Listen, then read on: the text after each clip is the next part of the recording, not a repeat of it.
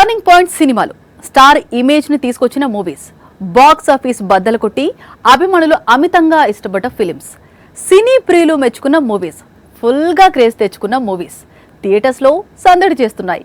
ఇందులో విశేషం ఏంటి అంటే అప్పటి సినిమాలు ఇప్పుడు సరికొత్తగా ఆకట్టుకోవటం, పాత చిత్రాలు అయినా ఇప్పుడు కూడా డిమాండ్ చూపించుకోవటం. మహేష్ బాబు నటించిన పొలిటికల్ చిత్రం భరత్ అనే నేను వ్యవస్థలోని లోటుపాట్లను చూపించింది.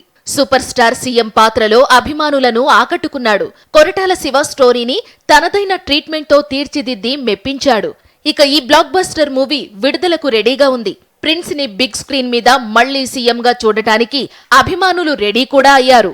మల్టీ స్టారర్ సినిమాలు థియేటర్లలో సందడి చేస్తున్నాయి. అయితే ఇందులో రియల్ మల్టీ స్టారర్ మూవీస్ తక్కువే అని చెప్పాలి.